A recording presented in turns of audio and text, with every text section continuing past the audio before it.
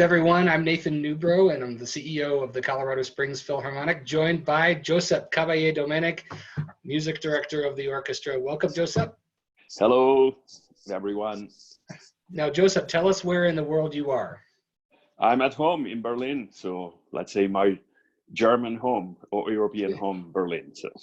And your family is safe, healthy? So far, we are safe, we are healthy, we are together, which is important in these kind of crazy times where we don't know what's going to happen tomorrow. At least we are together, which is important. We just miss our friends in Colorado. And we miss you too. We miss you. Yeah. But in fact, we follow the rules and we take social distancing very seriously. You're 5,000 miles away from us. Yes, that's true. Although I'm not scared about the Colorado people. More scaring what's happening at home, say in Barcelona or in Spain, which is even more crazy than what we are experiencing here. Right. And we're laughing right now, but tell us what the situation feels like in Berlin right now. I think it's a little bit like everywhere. So people is scared, although I don't see panic in people's, which is I think good. It has been escalating of importance. So when we heard about China, it was like kind of very far away. Then we heard about Italy, and it was like, oh, that's coming close, but it's not so important. Then we start hearing about Spain, and Germans started being a little bit more worried about. A couple of days ago, then Mrs. Merkel or Mr. Merkel came to the television and said that now that's serious and it's going to be very serious. Yeah. So we are not allowed to go on the street for more than one person. So if you want to go running or just to the park, you can do it if you do it alone and if you don't meet people. But if you go 2 or 3 people on the street together, police might stop you and might fine you. So it's kind of a harsh situation. I think we are around 40,000 infected people in the country, although there are only 200 something deaths at the moment, but that's expected to go up very exponentially in the next 5 to 10 days. So we are, I will say, in a kind of a dangerous moment. But yeah, as I said, everyone takes it as it is. And I will say that there is no panic, which I think is good. That's good. That's good to hear. And as people might be watching this some future date, we're recording this on the 26th of March. Yeah, and, that might change from day to day. That's for sure. Yeah, from day to day. And as we talked earlier, the situation in Berlin is maybe a few weeks ahead of where we are in the U.S. in terms of severity. And so we're all taking that very seriously. Yeah, it's serious. And if you see what's happening in Europe with the different countries, it's very serious. That that's something that it's not going to stop next week or in 2 weeks. So we don't know what's going to happen.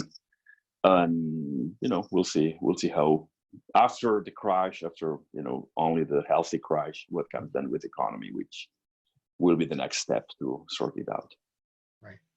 Well, we're taking steps as you well know, we're taking steps here for the Colorado Springs Philharmonic with 3 promises to start with. Number 1, to our ticket holders, that they will get the full value of any tickets that they can't use, either by exchanging those tickets or donating them back. We thank them for standing with us at this time. And so they can find out more details at our website about that. Another promise is to our musicians. Of course, without the musicians, we have no Philharmonic. And so their health, their safety, and their financial well-being is very important to us. And so we're proud that we've made the promise to them that we will meet their base salary guarantee for the rest of this season, and which is not something that's happening everywhere. But we're proud that we can make that promise to them because we care so much for them. And the third promise is that we'll be back. Right? This is just an intermission. We don't know how long the intermission will last, but we will return. I kind of don't agree with the third promise because we are not out of business. Come on. Right. We are not out. Right. We're just, following the rules. We're staying at home, but we are not out. So we are there, we're working, we're thinking, and, we're just postponing that on time. So. Right. And we're planning for the future too, with exciting programs to come. And the new season, I have to say, Josep, is a thing of beauty. I mean, the Beethoven Festival with all 9 Beethoven symphonies performed over 5 nights in a row is genius. That's going to be crazy. I think the more we come close to it, it's going to be more crazy. So. And when you first proposed it, I think all of us said, is that possible? But it is. Yeah. It is. I like challenges, challenges for our musicians, challenges for our audience, and for ourselves. Right. And it's also your 10th anniversary next year, and that'll be a huge party with a gala concert followed by just turning the whole concert hall into a party space that everyone's invited to. So that'll be great. That sounds good. Yeah. So looking forward to it. Yeah. So this weekend, unfortunately, was a concert that was meant to go on this weekend. Really a significant piece in the canon of classical music, and that's the 7th Symphony of Shostakovich, Leningrad. That was the first concert of this, festival that we were starting, or we were supposed to start, becoming heroes. And obviously, to start a festival this deep and this interesting as we were planning, we needed some big piece. And when it comes to becoming heroes and war and all these kind of thoughts, what's the better piece than Shostakovich 7th, which represents actually, and we didn't intend it to, but represents actually a situation that it was a little bit close to the situation that we are now. So uncertainty, we don't know what's going to happen. Exactly.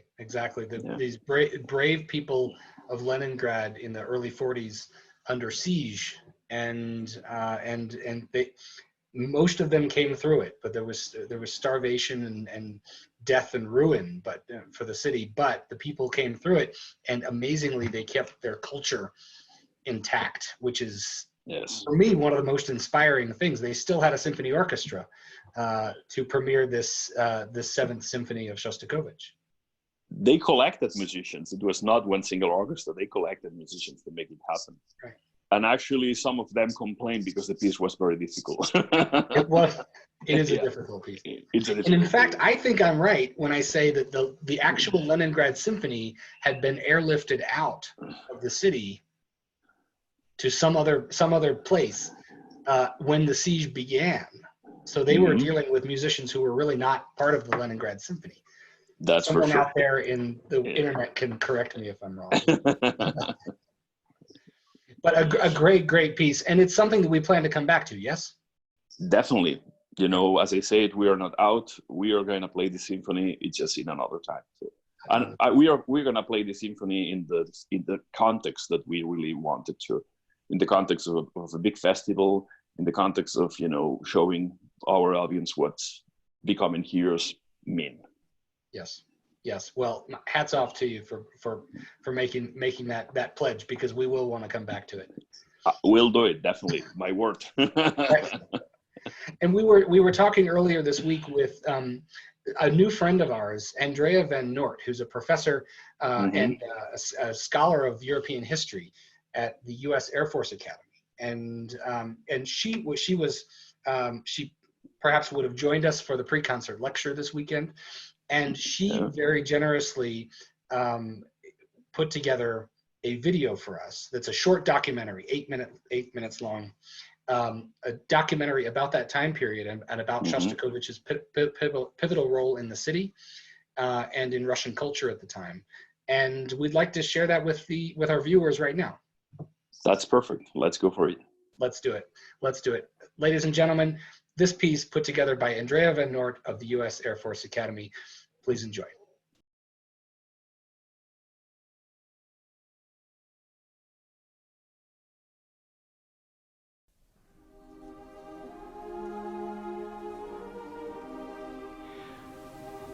The rapid succession of conquests by Hitler and his allies from 1939 to 1941 had been so complete as to engulf almost the entirety of Europe, save Spain, Sweden, and Switzerland. Great Britain watched from the west, across the thin channel that separated them from the occupied territories, while Estonia, Lithuania, and eastern Poland stood as the last barrier between Russia and the German territories to the east. This stunningly swift triumph had sharpened Stalin's awareness of approaching danger, though not enough for him to prepare the Soviet Union for war. Moreover, he had neither strategic thinkers nor modern military assets.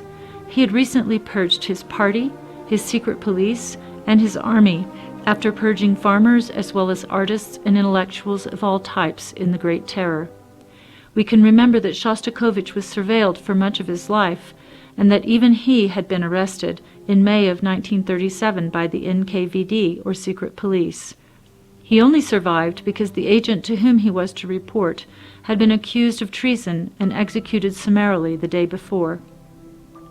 Hence, Stalin's domestic brutality, unleashed during the Great Terror, had left the Soviet Union appallingly ill-equipped for the deluge to come.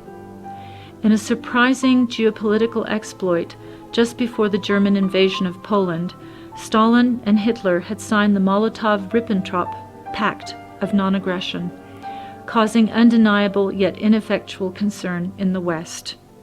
Surrounded by yes-men, Stalin, who admired Hitler, refused to believe that Hitler would betray him. Stalin even increased the shipments of grain and industrial metals he was sending to the German army according to their pact. Perhaps he thought he was buying time to prepare for an invasion later on, or perhaps he misguidedly trusted Hitler due to the latter's agreements with other dictators in Europe. Hitler, however, had no intention of respecting his pact with Stalin, and by summer of 1941 had begun mobilizing troops toward what would become the Eastern Front, under the name Operation Barbarossa. Stalin foolishly and repeatedly ignored his spies' reports from Asia and the Americas and Europe. He had plenty of warnings that the invasion would occur precisely on the 22nd of June, yet, much like Stalin's military advisors who had aimed to dissuade him from pursuing cavalry training for any upcoming conflict, their warnings fell on deaf ears. Operation Barbarossa would commence precisely when predicted by Stalin's sources, at dawn on the 22nd of June, 1941. Encouraged by the crushing momentum gained elsewhere, Hitler had planned for Russia to fall in 4 months. He thus sent the largest invasion force ever assembled in Europe, with 3.8 million soldiers, 4.3 thousand tanks, and nearly 4.4 thousand planes. On the morning of the 22nd in Leningrad, Shostakovich would have heard 18 German bombers fly overhead, unchallenged, heading toward the Gulf of Finland to bomb Russian ships. Hitler's massive multi-force army pushed forward, unimpeded, unopposed, one branch southeast, another directly east, and yet another northeast toward Leningrad, one of the Soviet Union's most important political, economic, and cultural centers, and the cradle of the October Revolution. By evening on the 22nd, Stalin would admit he had been played and that the Soviet Union was under attack by his former ally. Cut off on several sides, he would have to depend on the very people he had been terrorizing in order to save the Soviet Union. The siege of Leningrad would last from September of 1941 until January of 1944, or 872 days. At the onset, stores, banks, and recruitment centers were overwhelmed. The city was not at all prepared for what the Russians still call today the Great Patriotic War. Shostakovich tried to volunteer as a military recruit. His poor eyesight, however, most likely saved him from the front. Instead, he famously patrolled the rooftop of the Leningrad Conservatory, a duty which would be immortalized on the cover of Time magazine. The city's dire fate was quick to be known, as almost all provisions stockpiled in wooden-framed warehouses were destroyed the second week of September 1941 by incendiary bombs. Remaining food stores were rationed by age and need. More fortunate Leningraders like Shostakovich exchanged their best furnishings for extra rations. Those who had none tried to survive on the rations alone. The catastrophic losses of food, coupled with the impossibility to resupply the city, meant that most Leningraders were starving after only a few months into the siege. Over time, hunger altered the human physique as dystrophy set in. Cannibalism was evoked, as the bodies of those who fell dead in the streets could disappear by the next morning. Around 640,000 Leningraders would die of starvation. Others would die from the bombs and shelling over the course of the siege. A total of 800,000 people lost their lives, with approximately 500,000 buried in the large communal graves of Piskarevsky Cemetery, north of the city. In spite of the horror, many people continued to live. What Shostakovich would have seen among his fellow Leningraders was the spirit of humanity working to overcome the impossible. Those who used the little energy they had to continue to work, to help neighbors, to bring comfort to others, were the ones who were more likely to survive. Those who shut themselves off, conserving the small reserves their bodies afforded them, for the most part resigned themselves to their circumstances and death. It is unsurprising, then, in these times, that what was considered most beautiful was most worthy of attention. Significant symbols of human endeavor became reasons for which one devoted everything. The ambition of protecting art would help maintain life, as in the hundreds of employees who sealed themselves in the basements of the Hermitage, working to protect the remaining collections, and many survived. Musicians continued to gather, to work. Composers continued to furnish them with beauty and achievement. Shostakovich himself was perceived as invaluable, which is why the authorities would airlift him from the city by October of 1941. His mother and sisters would be left behind. He was evacuated so that he could continue his work. Shostakovich's Seventh Symphony thus records the extremes of human experience, the dilemma of fighting against an invader, yet in the army of a dictator who mass murdered his own people, the depths of depravity reached by a city cut off from the world, along with the greatest sacrifices and manifestations of human selflessness. For many years, Shostakovich had played live piano accompaniment behind the silver screen of silent films. During the siege, he registered the scenes unfurling in front of him and gave order to the disorder through music. The Seventh Symphony, during its March 1942 premiere, would unite the world around the art wrought from the ashes of human tragedy. Its subsequent performance in August of 1942 in Leningrad, performed by Shostakovich's friends who had remained in the city, would bring hope and beauty in the midst of horror. Even in Leningrad, life was worth living. Shostakovich's Seventh Symphony redeemed this life, the only life that was worth living.